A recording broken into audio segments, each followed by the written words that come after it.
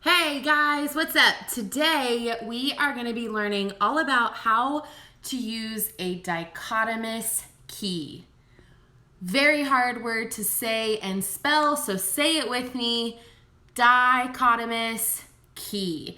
Once you get the hang of it, it is super simple to do. A lot of people actually really enjoy it because it's kind of like putting together a puzzle, if you will. So hang with me. I'm going to walk you guys through how to use this bad boy.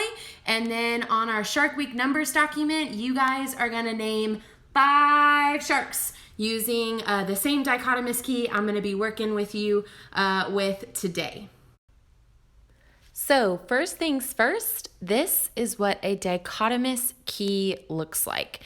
I like to think of a dichotomous key as you're trying to identify an organism by going through a series of steps that will lead you to the organism's name. So today in this lesson, we're going to be identifying these 2 sharks or organisms in the shark family. We're going to do this shark number 1 and this shark number 2. Now, the first thing you need to know about dichotomous keys is no matter if you're naming shark 1, shark 2, shark 5, shark 7, if that's how many you're naming, when it comes to the actual key, you always start at number 1 up at the top every single time. And then you work your way through the steps. This is actually the exact same dichotomous key that you'll be using in the Shark Week numbers document, and you're going to have to name 5, like I said earlier. Wanted to reference this key to you.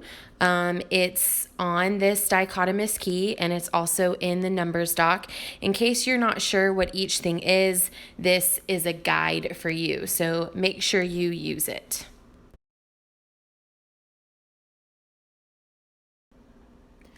I find in learning how to use the dichotomous key, the best way to really teach you guys is to do some examples. So we're going to work through 1 and 2 together, and we're going to use this key to kind of help us out. Okay? So make sure your volume is on and you're ready to go. So we're starting with this shark number 1, and we're going to be starting up here with statement number 1. Okay? So let's look at this together. We always start at statement 1, and statement 1 and all the statements have 2 choices, an A and a B. And you have to choose A or B depending on the shark that you are identifying. So you read both statements and you determine which is correct for the shark that you're identifying. So we are identifying this shark right here. So let's start with number 1. I'm going to move it a little closer. Number 1, A, body is shaped like a kite. B, body is not shaped like a kite. You have to choose one of those. So is our shark shaped like a kite or not shaped like a kite? It's definitely shaped like a kite. So we basically choose option A. And then A leads you on the next part of your little dichotomous key treasure hunt. And it tells us that we need to jump to statement 12 because that's going to lead us to the name of the shark. So statement 12, here we go. Statement 12, A, small dorsal fin near tip of tail or no dorsal fin near tip of tail. Well, a dorsal fin is something that's on the top of the shark, so we need to look at our shark's tail and see if we see any kind of fin on the tail. Do you see any kind of fin on this tail? No. So, back to our statement 12, no dorsal fin near tip of tail. So we are going to go to statement 13. 13. A, front has 2 horn-like appendages, which means things that kind of stick out, or front has no horn-like appendages. 2 horn-like appendages. Those look like little horns to me. So we are going with A. front has two horn-like appendages. Follow your finger. Bada boom, bada bing. Treasure found. This is the devil ray. Awesome.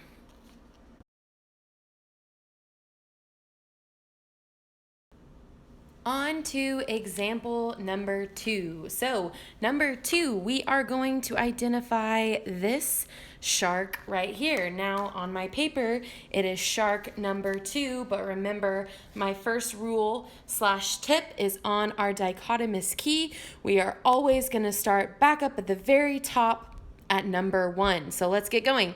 1A, body is shaped like a kite. 1B, body is not shaped like a kite. Well, if you just had this shark, you might ask yourself, I don't really know if that's considered kite shape. Well, here's another tip when it comes to dichotomous keys. If you're not 100% sure, use other sharks that you've been given to compare. So when we look at shaped like a kite versus not shaped like a kite, this one's clearly a kite. So this one is not shaped like a kite.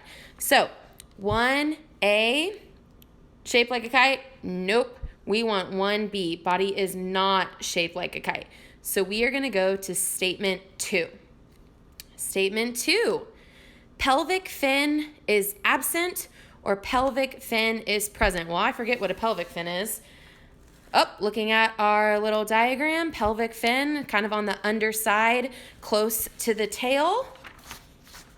Underside close to the tail, it looks like we have a pelvic fin. So absent, not there. Nope, we have one, so it's present. So 2B, I'm going to go to statement 3. Statement 3, A, 6 gill slits, B, 5 gill slits. I'm going to move our shark a little bit closer. 1, 2, 3, 4, 5, 6 gill slits for our shark. So 3, we have 6 gill slits. Let's follow it along. Ding, ding, ding, ding, ding, bada boom, bada bing. This is a cow shark. Cow shark. Great job. Okay, just to recap some things that we learned during this lesson. Well, the first thing that we learned is Miss Grover needs a manicure. Am I right? My nails look bad, y'all.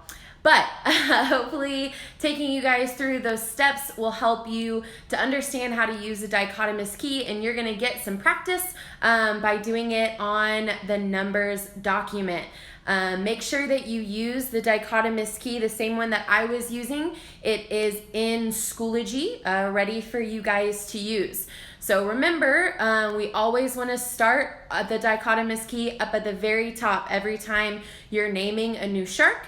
If you need to, use other sharks to compare. If you're not sure if the mouth is at the front of the head or if it's on the underside of the head, the tip is to use other sharks to kind of compare. Have fun with it. Treat it like a treasure hunt, and then you get to learn a little bit more about sharks along the way. So we hope you enjoy this tab, and hopefully this video helped. Remember, you can email any of your science teachers if you have any additional questions.